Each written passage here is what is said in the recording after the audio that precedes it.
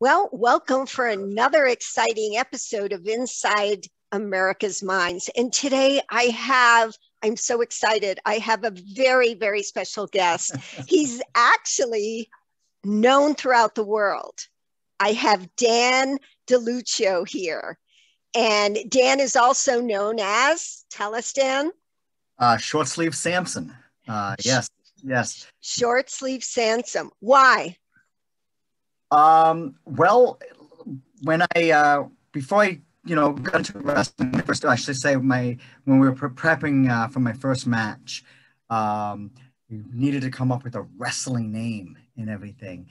And so the guy who got me into the business, his name was Tiny the Terrible. So we sat down and we tossed around some different ideas. And then it came out that I would be short sleeve, in a metaphor for my size, because I happen to just be 4'2". And Samson would come from the Bible, being the strongest man in the Bible. So therefore, short sleeve Samson was born. I love it. And how old were you when Short Sleeve Sampson was born?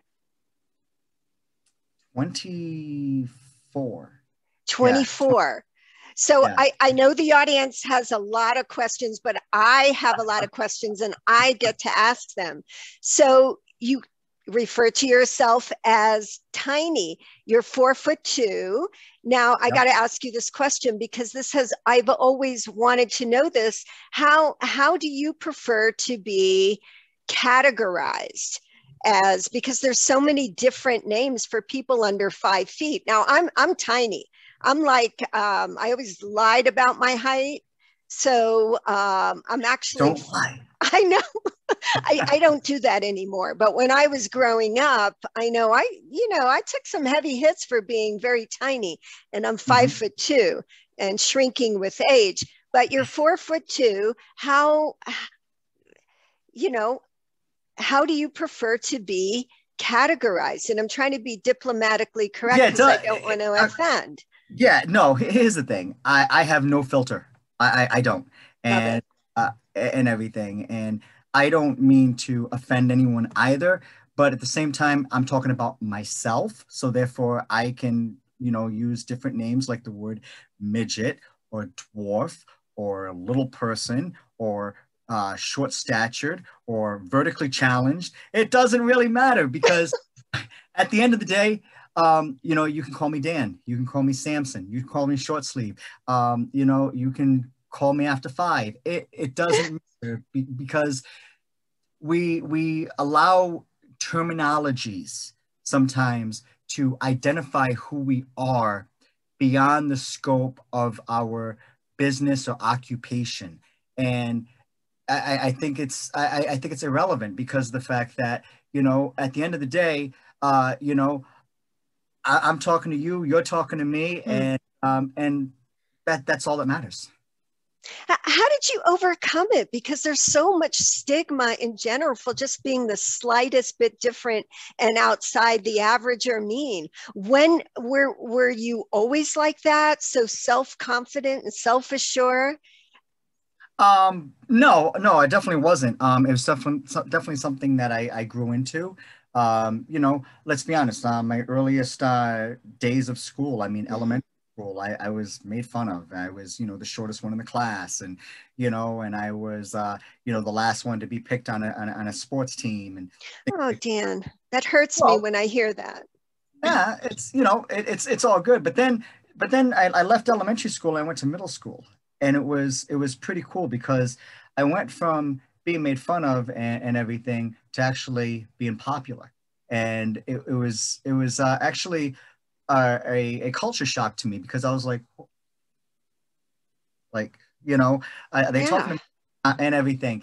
And it was actually really, really cool. And that followed me throughout middle school and high school and everything. But I would probably say, in all honesty, I don't know, maybe around, 12, 13, because anytime I would, dream and, get ready to fall asleep or anything like that, I remember in my dreams when I was a child, I would always, if I was in my own dream, I would always be tall, Interesting. size as everybody else. But then all of a sudden, I woke up one morning, I'm like, I'm short. I'm always going to be short.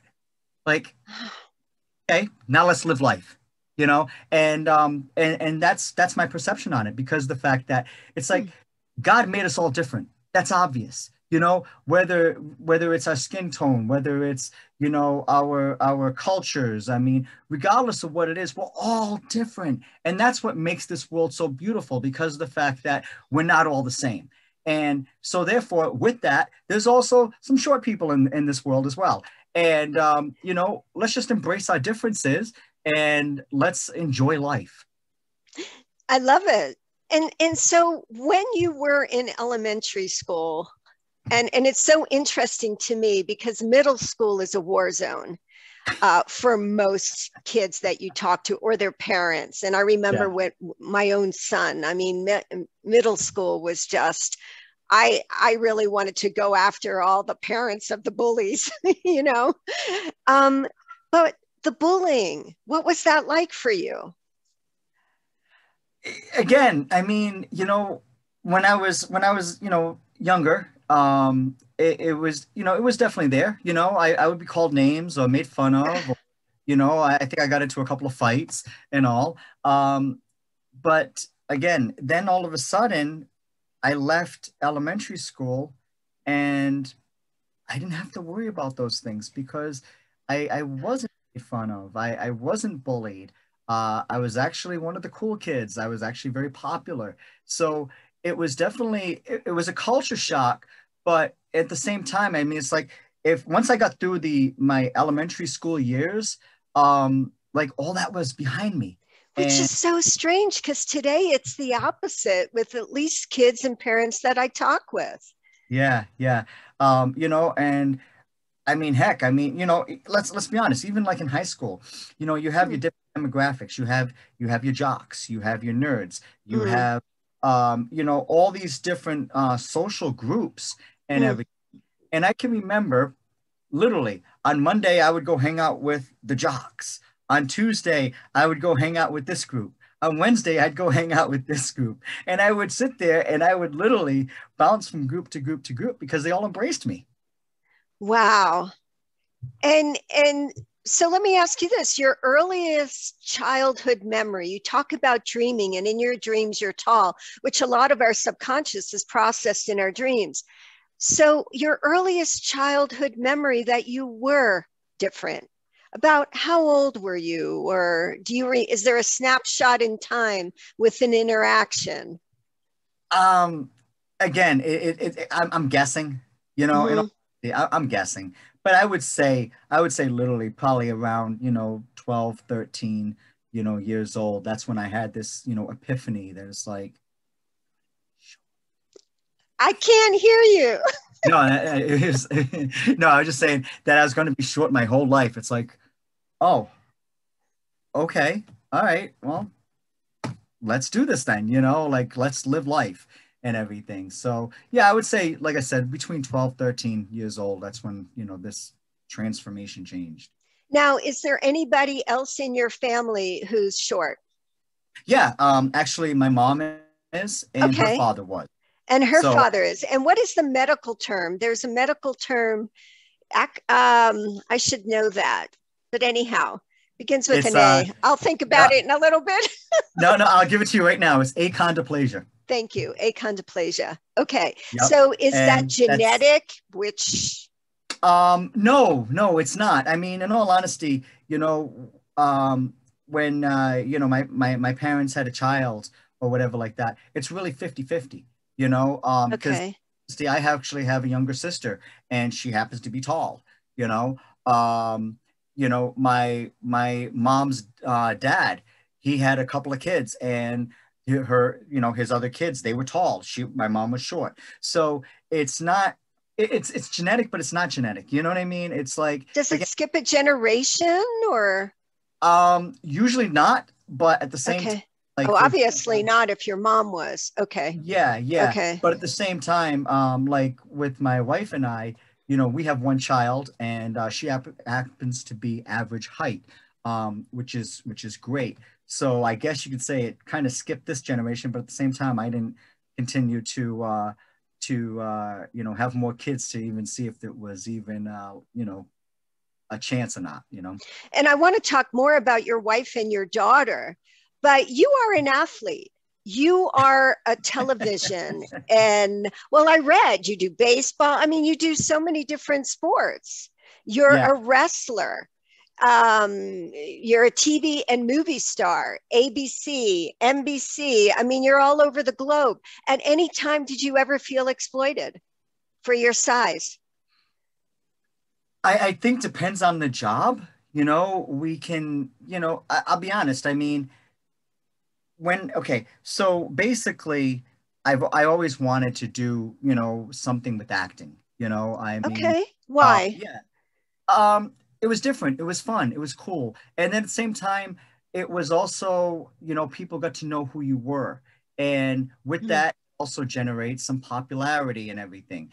And I'll be honest, I wanted to be known. I wanted people to know who I was and my contributions to whatever it was that I was, you know, going forth in. So, you know, although throughout school and everything, I had always, you know, tried so many different things, whether it was, you know, sports or acting or, you know, different jobs that I had and things like that. It always came back to, you know, me trying to follow some form of acting career. I can remember again in high school, you know, I joined the local theater company, you know, Hmm. where plays and everything and all. And, you know, so it's like I had always followed those footsteps in hopes that it would land me something bigger eventually. And I want to get to the wrestling circuit as well, but I want to go back to the question I asked you is how do you categorize yourself? You keep avoiding that, so I have to keep redirecting you. All right, Dan, Kabish. How do you, you know, All right. So, medical term, I'm achondroplasia. Regular terms, I happen to be a dwarf. a When, dwarf? So you prefer dwarf to midget or little person? well, again, dwarf and midget are totally different. Tell Yeah, us the difference. with somebody who happens to have dwarfism, basically their body size is normal height. Their arms and legs are short. Where you have somebody who happens to be a midget, their whole body proportion is smaller. So Okay. yeah, so you know, I happen to be a dwarf, but then at the same time, I mean, within my own personal you know, business, which is the Midget Wrestling Warriors, again, I use the word midget because of the fact that, you know, and I'm talking about you know, I hire people that are 5'2" and under, but with that, it's like it's the most identified word that we can use that would classify with the category that we are in, you know, because of the fact that if I call it dwarf wrestling, nobody knows who that is or what that is. If I called it vertically challenged, they don't know. If I called it, Mm. they don't know. If I call it, you know, anything else, it allows a level of confusion, and then you have to sit there and you have to explain what you really are. If I say the word midget, everybody in the world knows what that is. And it doesn't offend you. No, no, it doesn't. Seriously, it doesn't. Because again, I'm talking about a classification of a group of people, including myself, you know. But at the same time, you know, we're having a conversation right now, and you're not identifying me with the word midget or dwarf or little person. You know, you're calling me Dan. And, you know, so therefore, people are the same way. You know, we're defining a sport and an occupation and a platform on what we use that for. But at the same time, you know, you may have some little kids like, hey, mom, look at the little people, look at the midgets or whatever like that. But then at the same time, they figure out, you know, who we are and what our names are and everything. And then at the end of the day, they identify us by our names and our characters. Okay. And speaking of children, when children see you, because children out of the mouth of babes, they're not censored, what is Yep. the usual response you get from kids? Oh, hey mom, look at the little person. Hey mom, look at the midget. I mean, in all honesty, I probably don't hear the word midget too much anymore. But normally it's like, hey mom, look, he's small. Hey mom, look, he's short. Hey mom, look, he's, whatever that is. But that's pretty much what I get. And then with parents, parents are, I'll be honest, are 50-50 because some parents they'll be like, oh yeah, look at that giraffe over there. Look how, they just totally redirect their kids. You have other parents that will sit there and say, you don't say that, okay? So, yeah, because they're conscientious of not wanting to offend you in any way or hurt. Yeah. Okay. Yeah. Which is like me. I find I not just being a clinical psychologist, but just being a person who's very aware of other people's emotions and very conscientious of stereotypes. I don't want to offend you in any way. And you're giving us the privilege of learning more about you within a certain demographic. And you're better than probably the rest of us are with this. You're so comfortable with it. It is. Well, I am, because the fact that I've grown up like this. I'm a short person in a tall man's world. Let's be honest, and for me, my entire life, I had to adapt to my surroundings, whether it's here at home or whether it's out someplace or whether it's at work or wherever it is. I've had to make those adjustments, but I've made them. And it's like, I just go on with life like there's nothing wrong, because in all honesty, there really isn't anything wrong. It's just, again, like I said, you make the whatever adjustments that you have to make, and then you just, continue on. And the American culture, our American culture is so, especially with the media, is all built on such physical aspects that, it creates a lot of insecurity in our younger generations, that it follows them, those insecurities, for the rest of their lives. So, I mean, you're just amazing. But what has been you're also very humble. No, I call it like I see it. And that's where you got to correct me or tell me to back off if I'm diplomatically you're fine. offensive. But what has been the hardest thing navigating life, being you? I think, I'll be honest, I have the same struggles, the same difficulties, the same challenges as what you have and everybody else in this world has. I wake up in the morning and then I proceed with my day. I have to make choices as far as what to wear, what to eat. And then I have to make choices at work. And then I have to make family choices. But I don't think that I am any different than you or anybody else is, in all honesty, because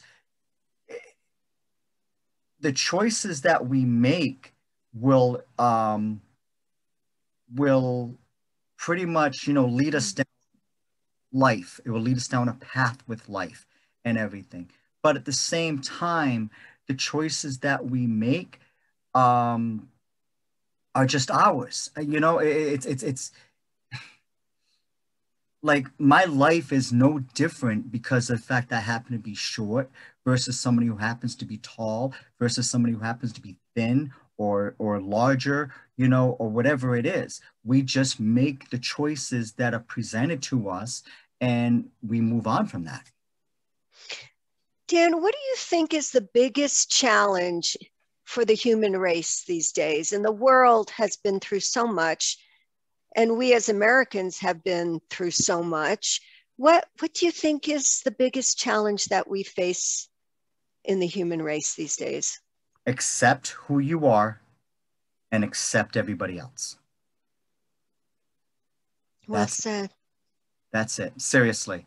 If you do those two things, everything else, it's mediocre. It's like, all we have to do is the person that we wake up as, and we look in the mirror, regardless of who you are, how you are, what you look like, accept it. Love the person that you are, and love your neighbor. The hardest day in your life to date. Look at that smile. I don't know. I don't know, because I have difficulties. I have struggles at times, whether it's, making decisions, or whether it's, whatever it is. But I guess for me, it's like, whatever it is that's difficult for me, whether I'm able to solve it immediately, whether it takes me a little bit of work to solve it, whether I'm working a lot harder to solve it, it gets solved. And then I move on. So it's like, okay, done it, finished it. Now let's move on. So therefore, I don't dwell on the past. I just look forward to the future. The best day of your life to date. Oh God, so many. Um, the birth of my daughter. I mean, that was phenomenal. I got married. That was phenomenal. I've had a lot of career success, which has, just been phenomenal. I'm getting ready to have a lot more career success. Yes, I know you have a movie coming out, and we're going to talk about that. We're going to talk about your family. Oh yeah, I did my homework. The thing is, my gosh, I wish I had all day. I wish you had all day. There's so many questions. Let's well, we talk can always about. Do a part two. We will. Well, I know the audience is going to want to hear more. Let's talk about your career, and we got to talk about the Chucky. Is it you played Chucky? Did you play Chucky? Okay, so my portrayal of Chucky was in the 20th anniversary of the movie, where we did a lot of publicity stuff down in New York City. So that's my portrayal of Chucky. I did not play Chucky in any of the Child's Play movies. Oh my gosh, because I still have, and I know a lot of people still have haunting memories, but your career has been so phenomenal with TV and the movie industry and wrestling. I want to hear more about it. I mean, you did the Oompa Loompa. Yeah, I did. What was the name of that? The Hard Candy? Hard Candy Kid. It was a movie that I was had auditioned for and was casted. I don't even know if the movie even came out yet. That was definitely a few years ago. Okay.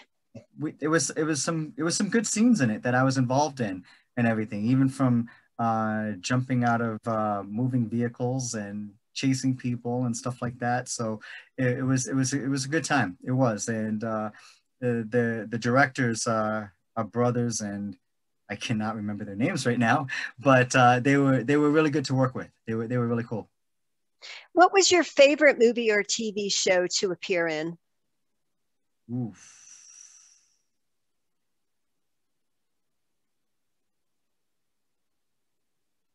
Probably, God, I honestly, I enjoyed so many because, okay, so here's the deal. I worked with a casting company where we did the whole Minion thing downtown. Yeah, was that in were, Despicable Me? Yeah, it was for Despicable Me. Okay, the movie.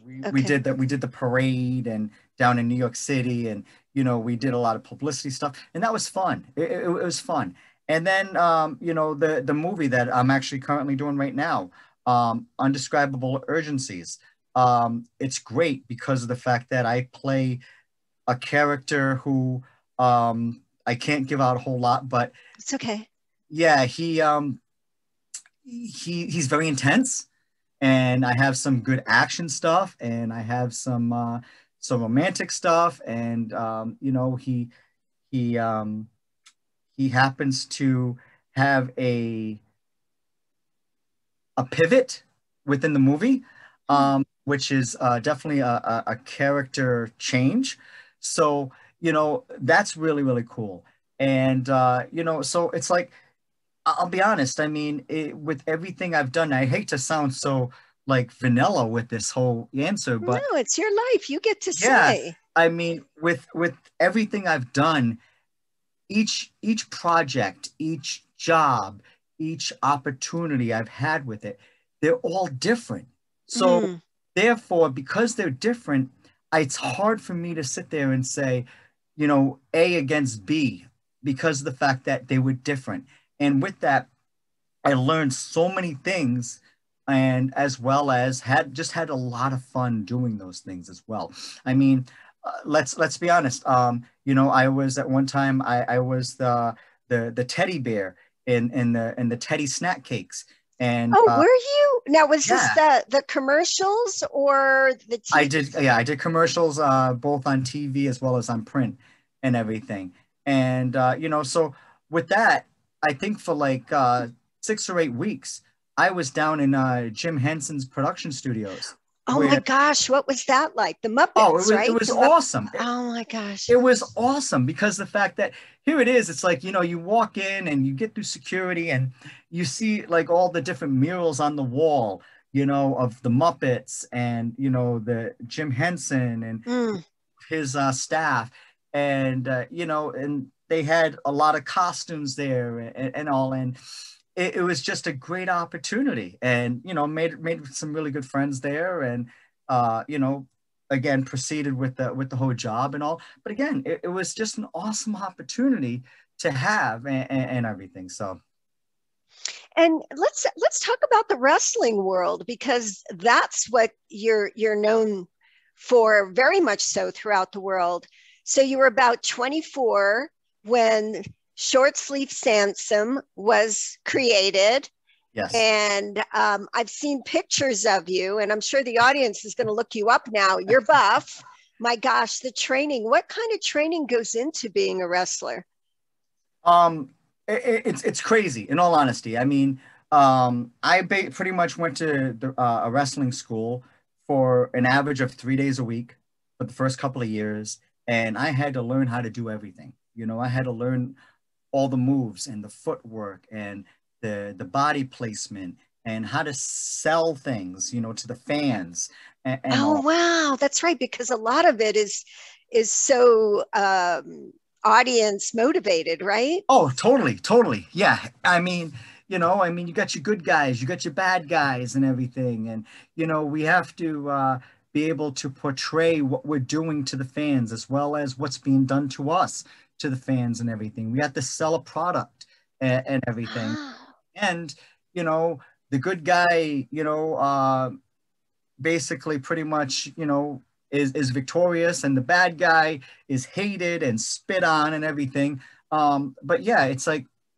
but with that, it's like, okay, I went to wrestling school, and then I also have to, go to the gym every day and work out and keep myself in shape and everything. So it's a tough road. It really, really is. But at the end, I find it very, very successful. I find it to be a good time and all. And I've achieved a lot within my career, which oh I my gosh, yes, pages and pages. And the wrestling, okay, now help me out with that.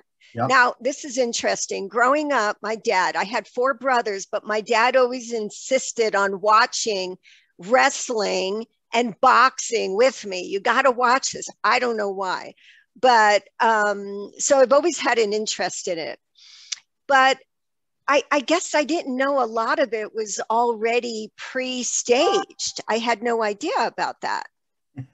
I don't know about the boxing. I'm not in that industry. Well, not necessarily the Yeah, boxing, but the but wrestling. Yeah. with the wrestling, it is. I mean, it's predetermined. But at the same Okay. time, with that, now it's like, okay, we pretty much have the end. The end is this person needs to win. But now we got to go from the end and move forward. How is it Mm. to win? Okay, and then what's all the things that's going to happen within the match that's going to be the result of this and the result of that and et cetera, et cetera. And then all the way to the beginning where you know, I have my entrance, and, you know, I have my chance to basically be able to get my character over with the fans, you know, and all. And the heel, he's got his entrance, and he has to get over with, you know, being the villain, you know, and everything. And, you know, so with wrestling, it's different because the fact that, like I said already, you pretty much start at the end and Yeah. Huh. forward versus the other way around. I did not even think of that for a moment. And were you always the good guy, or did you ever play the villain? I can't see you as a villain, but I've seen some of your pictures and I'm like, okay, there could be a real tough guy streak there. No, guys, I've pretty much been the good guy, because here's the thing. It's a lot harder to get people to like you and to support what you're doing than it is for them to hate you. So I always wanted a challenging route. So I decided to be the good guy and try to get fans to be my fans and people to like me and support me and everything. So yeah, no, I've anything that I've pretty much done is pretty much always been the good guy. And you have a lot of fans. I mean, you must have how many generations of fans now, Dan? Quite a few. Let's just Yeah. leave it And at how that. do they communicate with you? I mean, do they send you letters? Do they?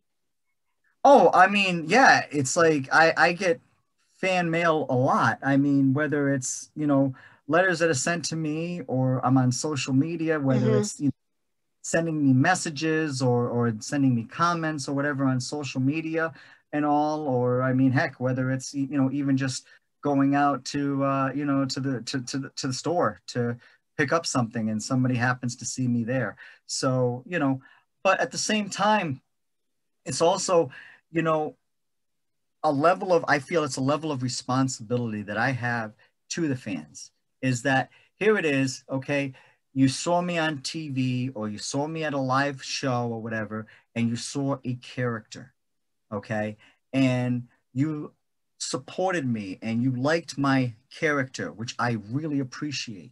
But it's like, when I have a bad day and I happen to be out and Mm. happens to recognize me, I Yeah. can't sit there and, you know, take a break from that. I still have to portray who they saw, you know, at that live event or at that show or on TV or whatever.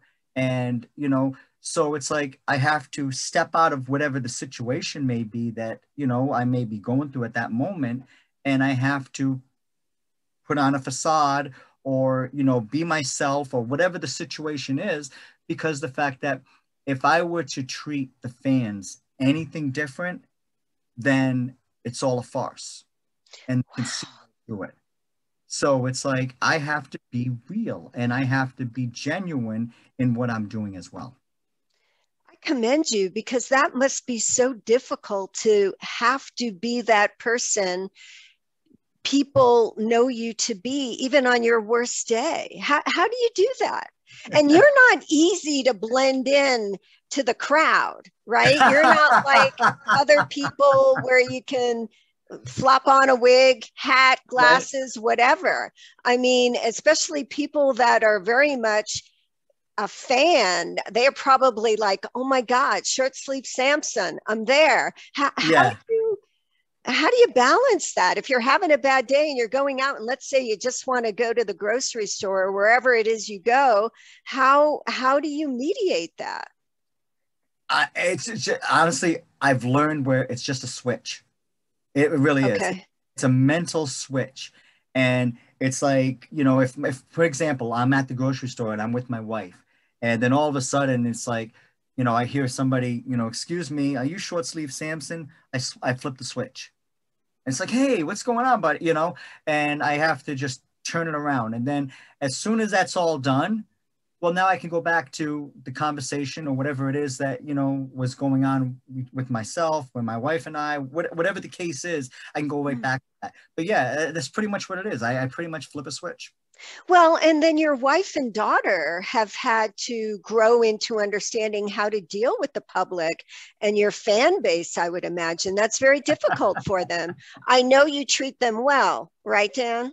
Oh yeah, I do. No, totally. Good. You Totally. spoil them, right, Dan? Yes, I do. But Yes, that must be difficult for them, especially when you're out just wanting to do everyday husband, wife, and dad stuff.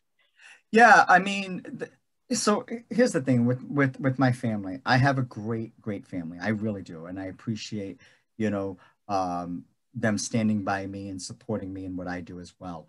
Um, my as far as my daughter's concerned, I'm dad. That's who I am. I'm dad. I'm not short sleeve Samson. I'm not, a big star or anything like that. I'm just dad. And I appreciate that because when I'm home, we have our regular family stuff like every other family, in this world has, and everything, which is great. My wife, my wife knows how to okay, so pretty much I've met my wife before I started wrestling, which I appreciate because the And, fact that and I want to I know the audience wants to know about that. So let's stop a minute and okay. Dan in love. Tell me about meeting your wife.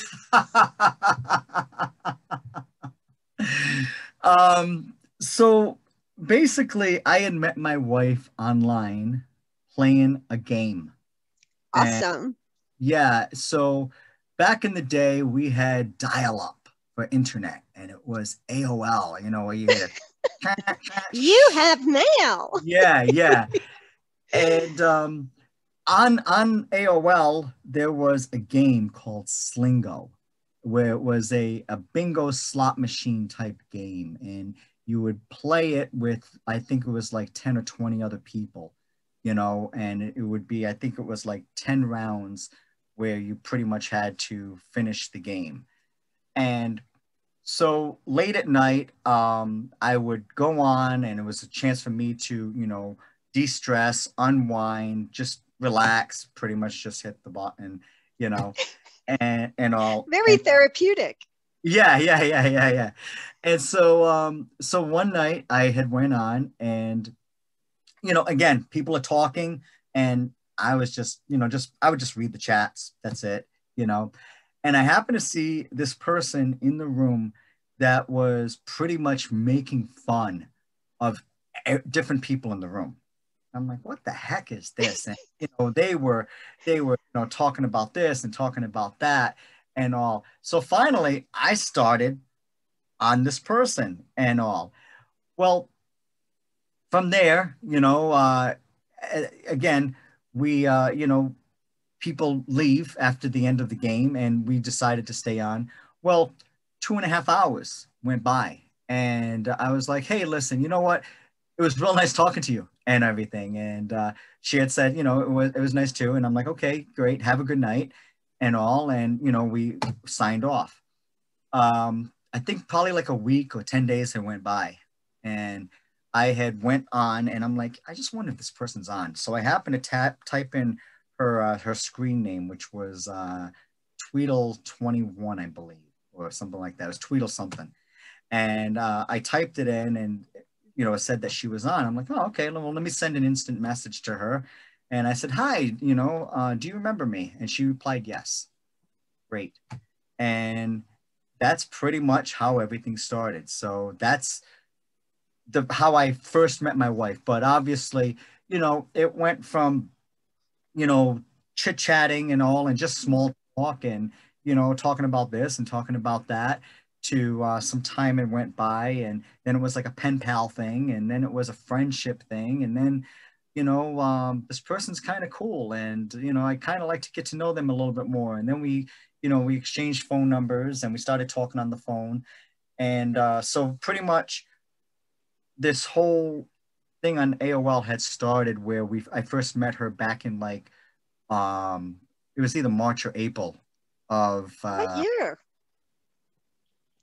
um how did I know that question was going to come up? Well, how long have you been married? We got married in 2000. So Okay, but you've known her longer, obviously. yeah, yeah. I want to say it was 97. Wow. So here you are one of those very special Hollywood people that Sounds like you've got a pretty solid marriage. So tell me what it was like when you saw her in real time, in person for the first time. It was surreal, you know. It was the week before Christmas of that year. I actually, because I was originally living in Rhode Island, and she was living up here in New York. So we drove. I drove to a casino up here where she was at, and also that was like the designated meeting place. Hmm. And I walked in, and her sister were sitting at a table, and it was cool because it was like, okay, everything we had talked about, everything that I had revealed about me, everything that she had revealed about her. Now it's like we're meeting, and it's like, Yeah. And what was that? you know, I mean, just, oh my gosh. Happens all the time in today. yeah, Today I yeah, still hear it from clients and patients. I'm going to meet them in real life, and nowadays the response is, we're still in the middle of a pandemic, be careful. yeah, But yeah, yeah. going back then, so you see her for the first time in real life, what were you feeling? Oh, I'll be honest. I was a little nerved up. I was, Yeah. because it's like, all right, is this person going to be who they have portrayed themselves to? Mm-hmm. Is it going to be a facade? Is it going to be legit? But she was a little bit shy and everything, and but once we had met and everything, her shyness had dropped, my nerves had dropped, and it was a fun day. It was a really, really cool day. Like I said, we spent the time at the casino. We did different things. We played some games. We had some great food and all, and I pretty much spent the whole day up here. And then after it was done, I had went home, and we had talked on the phone a whole lot more. But I think it was a month later, is when she had basically said, okay, you know what? Let me come to Rhode Island to live with you. And so that's what we did. I drove back up here. I picked her up, and she grabbed some stuff and loaded that all in the car. And yeah, we drove back to Rhode Island. When did you know you were in love? Oh my God.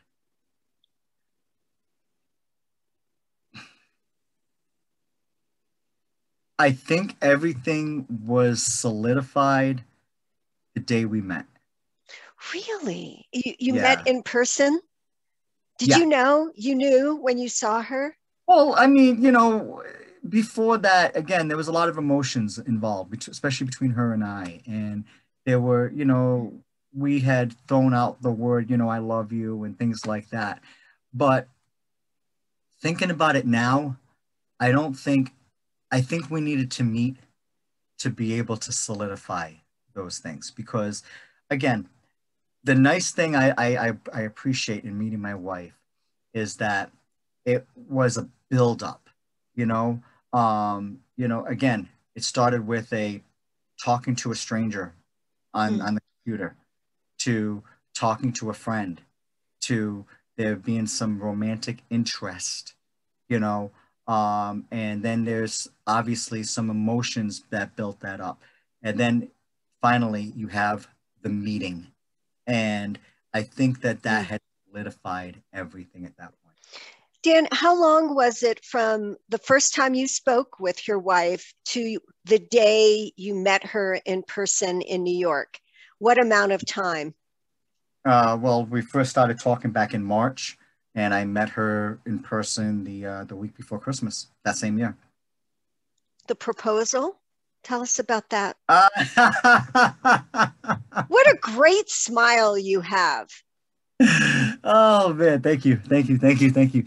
Um, so basically, with the proposal, um, I had arranged for with a friend of mine, had basically offered me and my wife now, her home, because she and her boyfriend or whatever it was were going to be going out. And so um, in talking to my wife, Vicky, I had told her that, hey, you know, let's go over to Carrie's house, which is a friend, and we're gonna hang out. We'll have some food. We'll play some games and all. And so she was, you know, she was like, oh, okay, cool. So with that now, I also had a very, very large jacket with a lot of pockets, and it's got to be, you know, known. So we went there, and my wife has no clue what's going on, and I think we had brought a pizza, you know, and all. So we get to the house, and I'm like, oh, the car's not here, you know. And so we walk in, we walk up, and I'm knocking on the door, and nobody's there. And I happen to, you know, try the door, and the door's open. I'm like, oh, okay, well, the door's open. Let's just hang out. So we're sitting there, and I'm like, oh, you know, now we're eating and everything. And from there, it's like I happen to uh, pull out, you know, out of my pocket a bottle of wine, and out of a pocket I pulled out a couple of candlesticks, and out of a pocket I pulled out a couple of candles, and I just had literally like multiple pockets, you know, um, and I'm pulling all this stuff and all, and I'm putting it on the table. Next thing you know, I mean, heck, it's like you know, granted, I made pizza gourmet that day. Put it that way. You know, it's like wow. You know, And what is Vicky's face like as you're pulling out these surprise gifts? Is she I'm an idiot. getting it? Do you think? No, no, no. He's an idiot. Like, what the hell is going on with him? You know. She sounds like a very strong personality. Oh yeah, yeah, yeah. Yeah. Totally, totally, totally. And so, you know, she's just like, oh, okay, you know.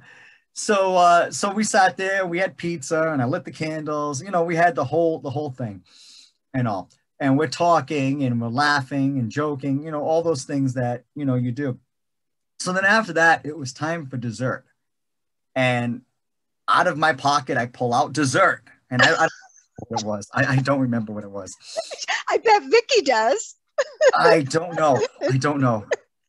So I happened to ask her, I said, you know, do you want some dessert? You know, you're hungry. And she's like, I'm like, you want dessert, right? You know, I'm like, you want dessert, you know? So she's like, yeah, yeah, okay, yeah, let's have some dessert. Great. I happen to pull out the dessert and everything. And I don't remember again, I don't remember the whole setup, but basically I had the engagement ring as well. And I had it in the box. And I think I had it distracted or something. And she had turned around and I'm down on one knee and I had the box open and I said, will you marry me? And she was definitely shocked because this was actually the day before Valentine's Day. It was actually the 13th of February. And, you know, I got the yes, which I had really appreciated. But yeah, it was a cool thing. So now anytime like February 13th is our Valentine's Day. How beautiful, how unique. Yeah, yeah. You're very creative. You're very creative. So Vicky is your best friend. Yeah, yeah, she is. She is. Now, now is she average height or is yes. she okay? No. So how did that work? Was your mom upset because she wasn't a little person? Was her family upset because you were a little person? How did all that go? Because again, as a psychologist, I have the privilege to hear the stories of the challenges people face, especially in relationships. And a lot of it is based on diversity, different in any way. There's a lot of family dynamics. So how did you and Vicky do with that? Well, my family was definitely inviting to her, you know. I mean, good. Let's be honest, my mom is short, my dad's average height, you know, so they already had their own, you know, relationship with that. And all, who they happen to still be married today, which is great. Oh my gosh. Oh yeah, yeah, yeah. I come from a good line of people. Absolutely. You know, for Vicky's parents,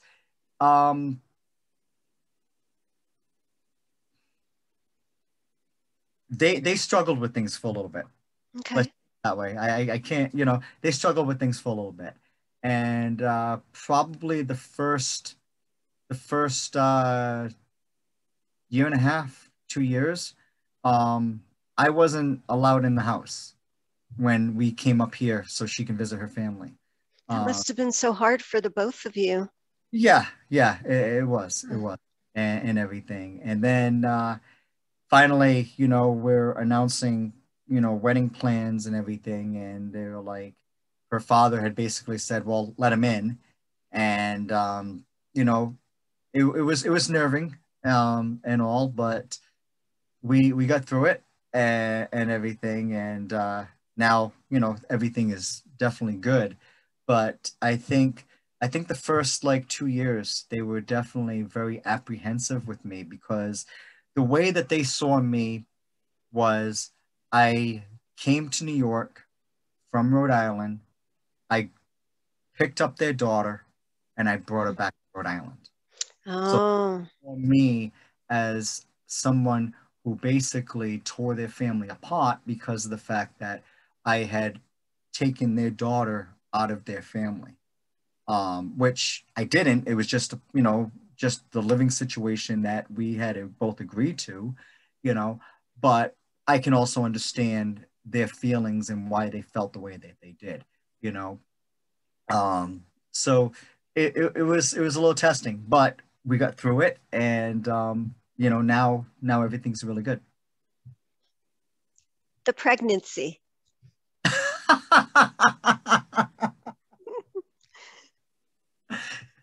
What do you want to know about it? Well, you guys are talking about being parents. You had your Yep, concerns you mentioned earlier, you know, yep, in so many yep, yep. words. So how did that conversation go with you and Vicky?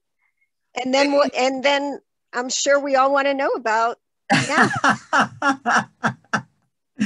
So, you know, yeah, obviously we were talking about having, you know, children and all, and we were married for a few years first, and all. And I'll be honest, as far as, you know, having a child,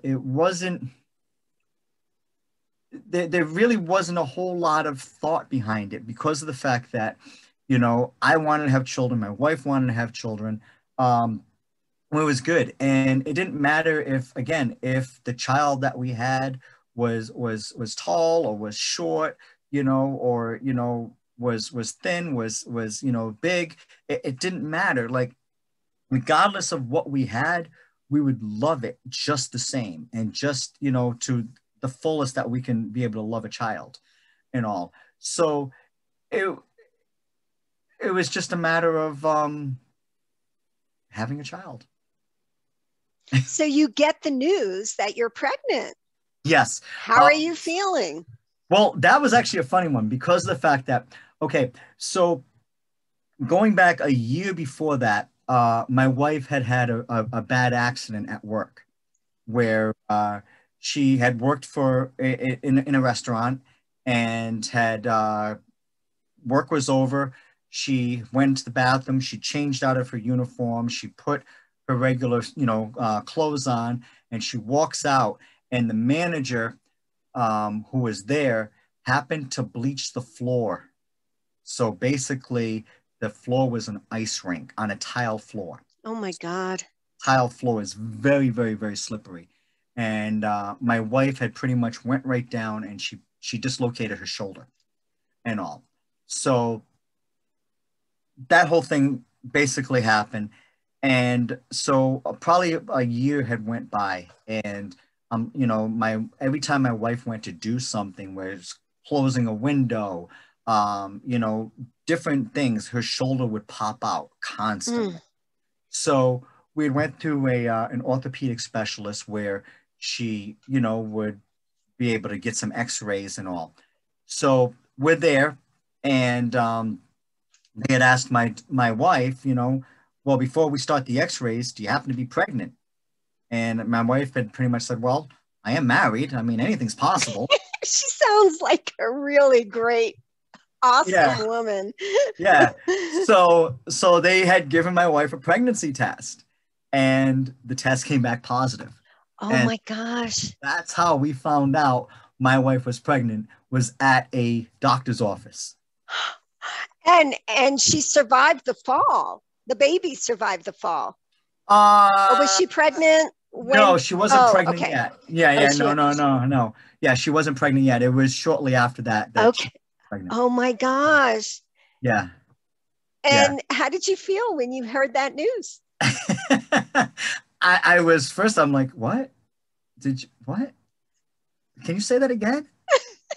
But no, it was cool because it was like, all right, well, we're hoping for this, and now you are, so that's great. And then all of a sudden, for both of us, like our whole living, our whole focus, everything that we had planned, before that we had built everything for ourselves. And now we had a third person that we had to bring into the world and pretty much welcome with open arms, which my daughter was. But we had to have a nursery and all these things. So instead of buying for ourselves, we were buying for our daughter. So it was good. The birth of your daughter. My daughter was born 4 weeks early. I just want to point that out. 4. She was supposed to be born on February 28th of 2003. And so the night before my daughter was born, my wife and I, we had went out with another couple. We went to the movies. We had some dinner, had a great time, had a great time. And we got home, God, I think it was after midnight we had got home and all. And I pretty much, I crashed. I was tired. 2 hours later, my wife is in the next room from my bedroom, in the bathroom, in the tub, yelling for me. So when I woke up from her yelling for me, I'm like, what's the matter? She's like, my water broke. Huh? She's like, my water broke. And I remember, and this is still the joke today, I'm like, are you sure? And she's like, yes, I'm sure, my water broke. She's like, I need you to get stuff together so this way you can bring me to the hospital. Okay. You went back to sleep? I went back to sleep. I totally went back to sleep. It only lasted like 10 minutes. That's it. But, so she woke me up again and I'm like, what? And, oh, okay. So we got all the stuff and we went to the hospital because also the thing with my daughter was also breached, which wasn't going to come out head first.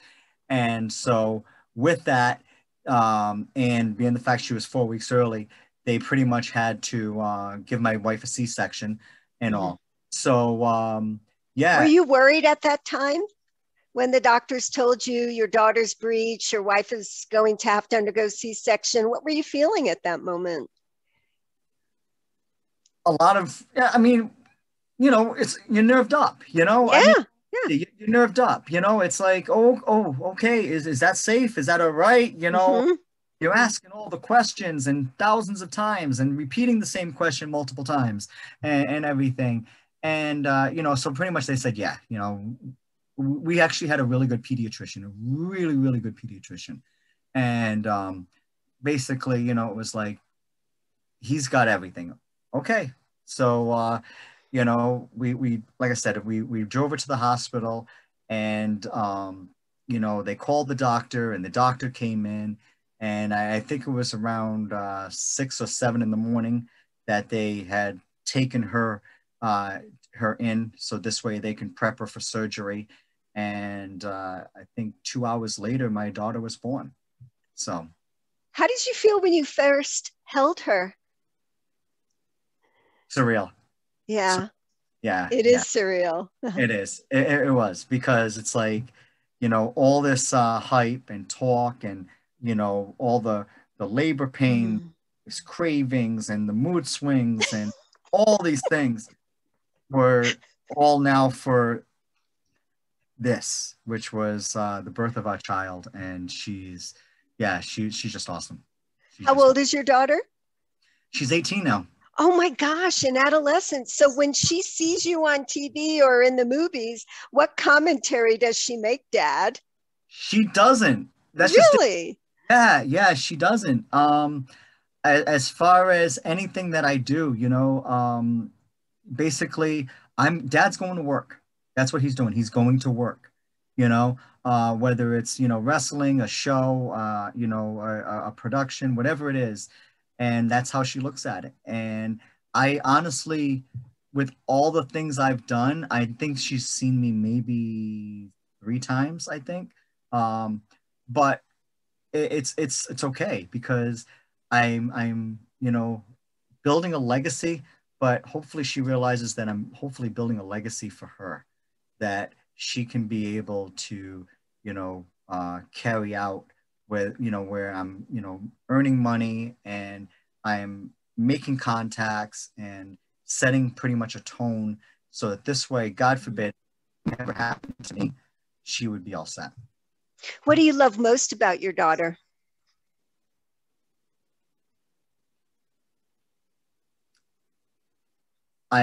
So I love the fact that she is a high honor roll student. I love the fact that she has got a great personality. I love the fact that she's the most beautiful girl in the whole world. Um, you know, I love many things with her. Many, many things. And Vicky? What do you love most about Vicky? Vicky pretty much is solidifies the relationship, Yeah. She does. She totally does. Like if I come home and I'm carried away, she's like, really? you know? Yeah, she's the anchor. She is. She's the anchor, And I mean, besides all the, the other attributes that, I was compelled to fall in love with her on. But yeah, she's pretty much the sugar in this cup of coffee here. Oh. So when your daughter brings her friends over and when she has growing up, I bet they're so excited to see you. Do they ever ask for your autograph? A couple have. A couple have, actually, I think it was like 2 years ago. I had wrestled in New York and my daughter had brought her friend to the show with her and everything. And it was funny because it was a smaller show that I was wrestling at, so I had to find somebody to be able to sell my merchandise, especially like when I was wrestling or whatever like that. So the two of them did that. And before the show had started, I had asked, I said, do you guys want anything? You guys want a t-shirt or something? And they're like, no, don't want anything. And with the adolescent attitude. Yeah, totally. Yeah, I know it well. yeah, totally. And so I went out, I wrestled, entertained the fans and everything. And then after that, I went back to the table and my daughter, Alexis, she's like, she's got something to ask you. Okay, what? Well, the girl didn't want to ask. And my daughter's like, she wants to know if she can have a t-shirt. Yeah, you can have a shirt. Yeah, totally, So here's a girl, which was really, really cool because here's a girl that went to the show. She was my daughter's friend. And they, she pretty much, I'll go to the show with you guys because that's what we were doing. And she saw me wrestle and then became a fan. And she's like, yeah, can I have a shirt? And I'll represent. I think that's awesome. Great. Is Alexis dating yet, Dad? Not that I know of. Okay. Well, let's be honest. I'll be honest. We've been in a pandemic now for the last year and a half. Yeah. And so whatever the normal could have been, it's not. My daughter is doing school here at home still. She's pretty much decided that she wants to finish out this year here at home. So since March of last year, she's learned from home. But she's also doing very well with that because, like I said, her last report card, her GPA was a 98, out of 100. Wonderful. Yeah, it's like, who gets that type of thing, you know? I mean, my GPA was not a 98. It was not a 90. It was not an 80, you know? Yeah, mine wasn't either. So I'm with you. But Yeah, what an achievement. What an achievement. And it's been very difficult, especially for the younger generations during this pandemic. totally. So I have to, on your bio, you said you do an Italian accent impression. So I told you before we started the show that I grew up in Italy, in Yeah. Tuscany. So you have to talk to me. You have to say a few things with that accent. Oh no, I can't. I can't. Yeah, you can. You're an Oh, actor. yeah, yeah, I know. It doesn't mean I turned it on right now. Um, oh my God.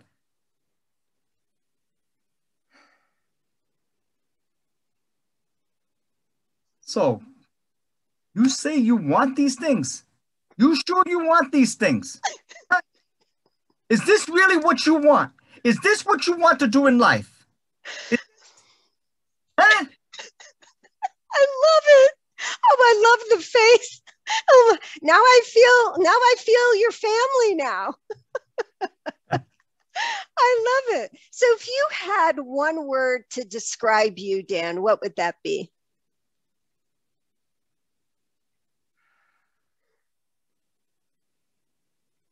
One word.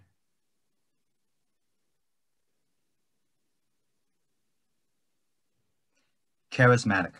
Charismatic. Okay. Charismatic. You do Because a lot of charity work too. And you do a lot of mentoring for young people. I try. I You mean, I do. You're try. very humble and you're still very much involved with, now help me get this straight, World Wrestling Federation. You had the Yeah, micro, there was, I mean, SmackDown, Raw. yeah, You're yeah, still yeah. very much involved in that? As far as WWE, you know, World Wrestling Federation, World Wrestling Entertainment, Oh, um, entertainment. Okay. yeah, yeah, not right now. Very much now, my focus is on my promotion, which is the Midget Wrestling Warriors. I've actually been running that now since 2014, and we actually, you know, again, because of the pandemic, we Yeah. put a hiatus on everything, and you know, had pretty much stopped everything that we were doing. But now that things are opening up and people are getting vaccinated and everything, I've begun booking again. And we starting June, we pretty much have a really good schedule for June and July are pretty much all booked up. And now we're going into August and September and therefore. So, um, you know, Tell me again the name of it. Midget Wrestling Warriors. Midget Wrestling Warriors. And where can the audience, where can people look for more information? Yep. So on Facebook, it's you know, Midget Wrestling Warriors. Or Okay. have a website which is midgetwarriors.com. And Midgetwarriors.com. Okay. yep. And we put all of our tour dates on there as well as photos and videos and you know, we're very interactive. We're very, very interactive. But yeah, pretty much have a staff of 20 people now that work with me on making this thing a success. And Wow. And how do you recruit the wrestlers?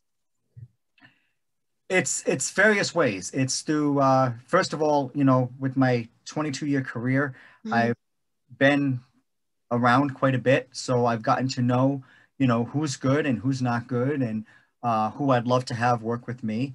So that's first of all, and then secondly, I take recommendations from the people that work for me and all.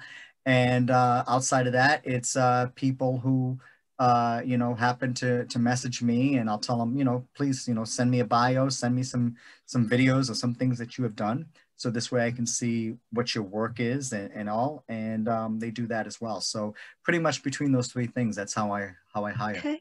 And for other people, midgets or dwarfs or little person that you mentor, how Do you hear from many other people looking for guidance from you? Once in a while, Yeah. once in a while I'll get some Facebook mail or whatever, and Yeah. you know, they'll pretty much give me whatever it is, whether it's a life story or whether it's Mhm. or a situation that they're going through or something. But you know, here's the deal. This is really what it comes down to, is the fact that I happen to obviously be a little person. I happen to be a dwarf, whatever you want to categorize it. But again, I realized one day that this is me. Mhm. And when I did that, I opened up the floodgates to accept anything that was going to happen. And at the end of the day, if God can take this lump of clay and mold it into what I've become today and allow me to do pretty much anything that I have wanted to do, then God can pretty much do anything with anybody. Beautiful. So, the message that you'd like to leave our audience with is what? If you had a message to leave America, what would that be? Seriously, if again, if God was able to be able to allow me to do the things that I have done, to have the success I have had, to have the accomplishments that I have achieved, then God can do even more with you. You have a movie coming out. Tell Yes. us about that. You have a lot going on. Oh my God. There's nothing ordinary about you in any way. Your experiences have been extraordinary. And I know it's a privilege to have you on Inside Oh, America's stop, Mind. stop, stop. It's all No, mine. you It's all got mine. to It's all hear mine. it. You got to take it. You've earned it. You're real. You're real people. And people, this is a gift you give to the world, is by being your authentic self. Like you told me, be Mhm. and I think so many times in today's world, especially when there's been this chaos and so many are questioning who they are and identity, because we've been Yeah. thrown into the midst of a global pandemic and a collective, grief, if you will. Hmm. But I think at the end of the day, it's being thankful for what we have each day. But tell us about your movie. I want to hear more about your movie and everything that you're doing, because you're phenomenal. You're amazing and you're Um, extraordinary. Nothing ordinary oh about you. no, no, thank you, thank you, thank you. Hmm. Well, again, the movie is called Indescribable Urgencies, and it's currently being worked on right now, and all. It's pretty much a thriller. Oh, I got nice. what I can say and what I can't say right now, but it is a thriller. It's got it definitely has a plot twist that you will see within my own character. You will see him pretty much have a change of heart with things. Um, so yeah, when it's all done, I think I think it's gonna be a really good real good feature. I really do. Well, I know definitely I'll have to see it. Now, you said, is it coming out in May, or do you know, or Oh no, no, we haven't even shot it yet. okay. So Oh, okay. Because yeah, I I was just reading IMD, yep. where we're, and I thought it said in May, but maybe that meant under production. But okay. All Yeah, right. yeah. No, I just started to shoot some scenes 2 weeks ago, and all, and we have a lot more to do. So yeah, no, How are it's you guys doing it in Hollywood with the pandemic? How is that working now? well, put it this way. I mean, everybody again because of COVID, Mhm. COVID, precautions are first. Right. again, I appreciate that this director is, definitely doing that. And so when we get to set, the first thing we have to do is basically report to whoever's, heading up the COVID station. And which means, we have to either come with a negative test. Actually, no, we all have to have negative tests. Okay. And I also have have my vaccination card as well. We have to, sign off on stuff. We have to have temperature scans and all. We still have to be masked up, and we have to stay masked up the entire time until we're on set ready to shoot. Oh, wow. Masks off and all, and, do our thing. We got to put the masks right back on, So that's, what we're doing right now. Okay. Dan DiLucchio, 5 years from now, where are you?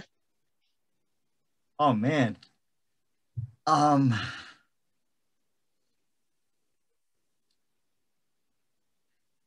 Enjoying life.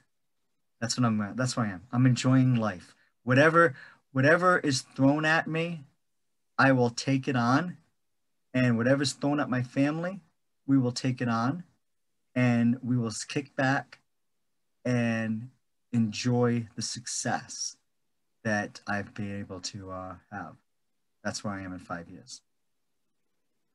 I can't thank you enough. You're amazing in so many ways. And No, I thank know you. we're going to have you back. Oh, Thank yeah. you. I'd love to come back. Definitely love to come back. What a privilege, So, Dan. Thank you so much.